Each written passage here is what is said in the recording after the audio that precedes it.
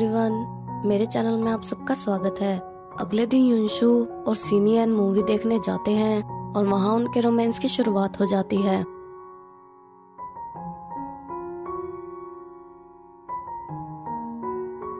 और फिर सिस्टर में युनशु को ड्राइंग करते हुए देखती है और वो उसे अपनी पेंटिंग क्लब की रिक्वायरमेंट के बारे में बताती है और उसे मास्टर कॉमिक का इंटरव्यू देने की सलाह देती है जिसमें वो अपनी हॉबी से आगे बढ़ सकती है। और फिर सीनियन युनशु के कजन को युनलैन से मिलाता है और वो युनलैन से माफी मांगता है और कहता है कि सीनियन ने उसे जॉब दिलाई है और वो हार्डवर्क करके उसके पैसे धीरे धीरे चुका देगा।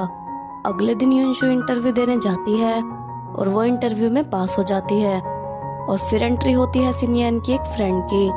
वो दोनों ब्रॉड में एक साथ पढ़ते थे और वो सीनियन को लाइक करती है।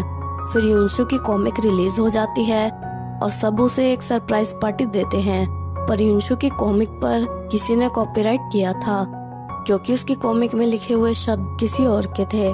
तब युनशु उससे माफी मांगना चाहती थी और वो उससे मिलने के लिए उसे मैसेज करती है और फिर सी हुआनियान उससे मिलने के लिए मान जाती है। और तब हमें पता चलता है कि वो सीनियन की दोस्त है और युनशु उससे माफी मांगती है और वो उससे कहती है कि वो फ्यूचर में उसके साथ कॉर्पोरेट करना चाहती है। फिर युनशु हुआनियान के साथ शॉपिंग करने जाती है और वो उसे अपनी स्टोरी बताती है कि वो एक लड़के से प्यार करती थी और वो दोनों क्लासमेट थे, पर फिर वो चाइना वापस आ गया और जब वो वहां से जा रहा था तब वो अपनी फीलिंग्स कन्फेस करना चाहती थी, इसलिए उसने उसे किस किया, पर वो अपना लव कन्फेस नहीं कर सकी। और अब जब वो वापस चाइना आई है तो उसकी मैरिज हो चुकी है। और फिर युनशु सीनियन से पूछती है कि क्या उसकी फर्स्ट किस उसके साथ हुई थी और सीनियन कहता है डेफिनेटली यस। और अगले दिन युनशु सीनियन को पिक करने जाती है और तब हुआनियान को पता चलता है कि युनशु ही सीनियन की वाइफ है। और युनशु को पता चलता है कि जिस लड़के की वो बात कर रही थी वो लड़का सीनियन है। और फिर वो दोनों घर जाते हैं और युनशु सीनियन से पूछती है कि क्या उसने हुआनियान को किस किया था और सीनियन कहता है कि एक बार। फिर युनशु कहती है कि जब उसने उसकी फर्स्ट किस के बारे में पूछा तो उसने उससे झूठ क्यों बोला। तब सीनियन उसे बताता है कि जब वो चाइना वापस आ रहा था तब हुआनियान ने उसके चीक्स पर किस किया था। फिर अगले दिन सीनियन एक प्रोजेक्ट के लिए बाहर जाता है और उसके ग्रैंडपा को फिर से हॉस्पिटल में एडमिट कर लिया था। और फिर युनशु सीनियन के पास जाती है और उसे ग्रैंडपा के बारे में बताती है।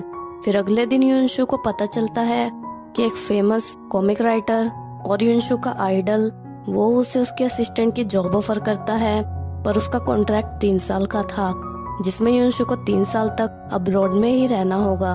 फिर सीनियन डॉक्टर के पास जाता है और डॉक्टर उसे बताता है कि उसके ग्रैंडपा की कंडीशन खराब होती जा रही है और उसके पास सिर्फ 2 महीने बचे हैं। तब हुआनियान ग्रैंडपा को देखने आती है और वो सीनियन को एक डॉक्टर रिकमेंड करती है जो अब्रॉड में एक फेमस डॉक्टर है। और तब सीनियन अपने डॉक्टर से उसके ट्रीटमेंट की सलाह लेता है और वो उसे ट्रीटमेंट ट्राई करने के लिए कहता है। फिर युनशु अपना फाइनल एग्जाम देने जाती है और फिर वो सीनियन को उसके अब्रॉड जाने के बारे में बताती है और सीनियन को भी उसके इस फैसले से कोई प्रॉब्लम नहीं थी। और फिर वो कॉलेज से ग्रेजुएट हो जाती है और ग्रेजुएशन सेरेमनी में वो सब मेमोरीज के लिए फोटोज खींचते हैं। दूसरी तरफ लुयू युनलैन से ब्रेकअप कर लेता है क्योंकि उनके बीच में कुछ मिसअंडरस्टैंडिंग हो गई थी। अगले दिन सीनियन युनशु को एयरपोर्ट छोड़ने जाता है, पर युनशु एयरपोर्ट से वापस सीनियन के पास आ जाती है और उससे कहती है कि वो उसे और ग्रैंडपा को छोड़कर नहीं जाएगी। दूसरी तरफ लुयू की मिसअंडरस्टैंडिंग क्लियर हो जाती है और वो युनलैन से माफी मांगने जाता है और उससे कहता है कि वो उससे ब्रेकअप नहीं करना चाहता।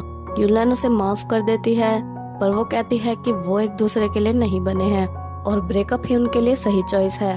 और फिर युनलैन को पता चलता है कि वो प्रेग्नेंट है और वो युनशु को भी बताती है कि वो प्रेग्नेंट है और वो उससे कहती है कि उसका मैरिज का कोई प्लान नहीं है और उसने डॉक्टर के साथ अपॉइंटमेंट कर ली है, वो उसके साथ हॉस्पिटल जाए। पर युनशु कहती है कि उसे लुयू को ये बात बतानी चाहिए और युनशु लुयू को बता देती है कि उसकी सिस्टर प्रेग्नेंट है। और फिर लुयू युनलैन के पास जाता है और पब्लिक के सामने उसे मैरिज के लिए प्रपोज करता है और फिर ग्रैंडपा को उसकी सर्जरी के लिए ले जाया जाता है और उसकी सर्जरी सक्सेसफुल हो जाती है।